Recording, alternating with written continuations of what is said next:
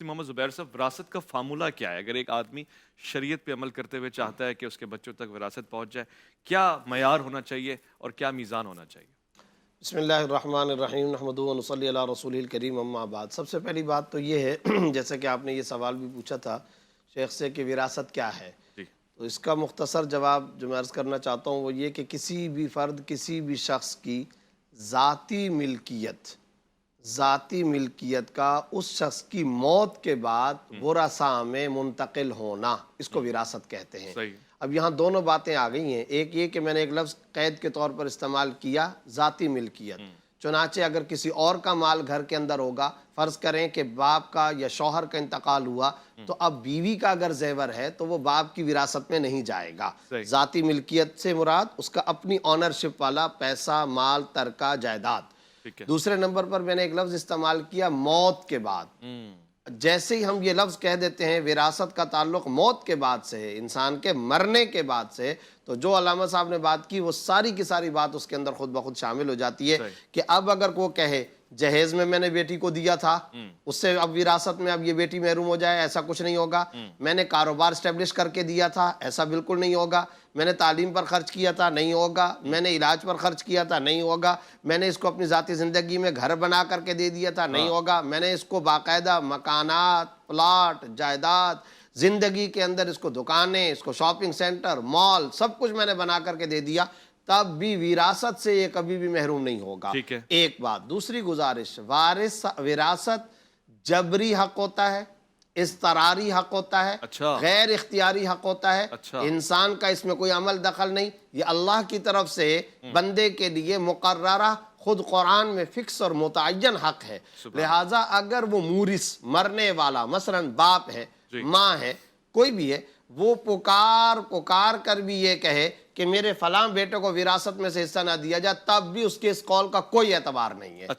آق شریعت میں کوئی حیثیت نہیں رکھتی ہے۔ کنسنسس ہے تمام کے تمام فقہا کا، تمام کے تمام مکاتب اور مسالک و مکاتب فکر کا، آق کرنے کی شریعت میں کوئی ویلیو نہیں۔ آپ ریڈیو پہ دیتے پھرو، آپ ٹیلی ویژن پر دیتے پھرو، آپ اخبار میں ایڈ دیتے پھرو، آق کرنے سے کسی کی وراثت ختم نہیں ہوتی، کیونکہ میں پہلے بتا چکا ہوں یہ تو اللہ تعالیٰ کی طرف سے دیا گیا رائٹ ہے، سورہ نساء کا رائٹ ہے، قرآن کا رائٹ ہے، 5ویں پارے کا رائٹ ہے، تو اس کو کون دنیا میں ختم کر سکتا ہے؟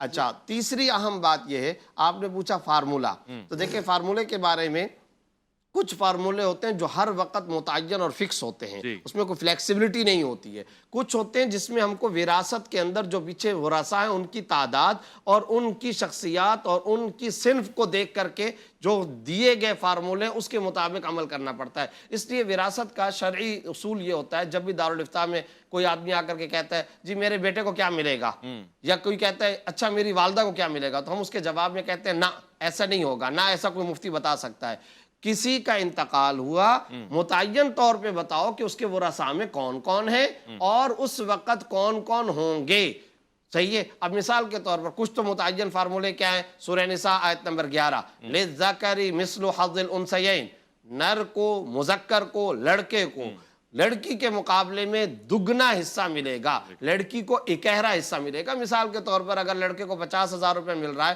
تو پھر لڑکی کو 25,000 روپے ملے گا۔ اب یہ ایک فکس فارمولہ ہے۔ اسی طریقے سے ایک فکس فارمولہ یہ ہے کہ اگر ماں موجود ہے، یعنی شوہر کا انتقال ہوا، اب بیوہ موجود ہے، اولاد موجود ہے، تو ایسی صورت میں بیوہ کو 8واں حصہ ملے گا، اولاد موجود ہے تو بیوہ کو 8واں حصہ ملتا ہے۔ اسی طریقے سے اگر اولاد نہیں ہے تو پھر 4تھا حصہ ملتا ہے۔ لیکن پھر یہ بھی دیکھنا ہوگا کہ وہ جو شوہر جس کا انتقال ہوا ہے، جو باپ ہے، اس کے بھی ماں باپ موجود ہیں یا نہیں ہے، اس کے دادا دادی بھی موجود ہیں یا نہیں ہے۔ اگر اس کی ماں موجود ہے، اگر اس کا باپ موجود ہے تو پھر اس کو بھی ملے گا۔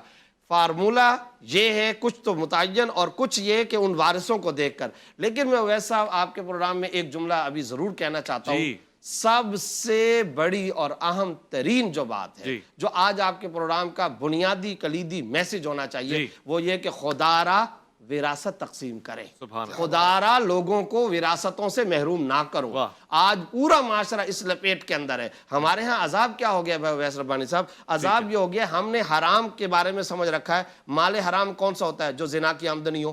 مال حرام ہوتا ہے جو شراب کی آمدنی ہو. ہم سمجھتے ہیں مال حرام وہ ہوتا ہے جو خنزیر کی آمدنی ہو, سود کی آمدنی ہو. ارے بھائی اگر والد کا انتقال ہو گیا, تم اس کی وراثت تقسیم نہیں کر رہے, سال ہر سال سے ہڑپ کرتے چلے جا رہے ہو. بہنوں کو محروم کیا ہوا ہے, ماں کو محروم کیا ہوا ہے, بیٹیوں مرحوم کی وہ محروم ہے. تو ایسی صورت میں تم کھاتے پیتے چلے جاؤ, دکانیں تمہارے قبضے میں, سارا مکان تمہارے قبضے میں, کاروبار بڑے بیٹے کے قبضے میں, باقی نابالغوں کو یا بیٹیوں یا بہنوں کو محروم کر کے حرام حرام حرام, سخت ناجائز.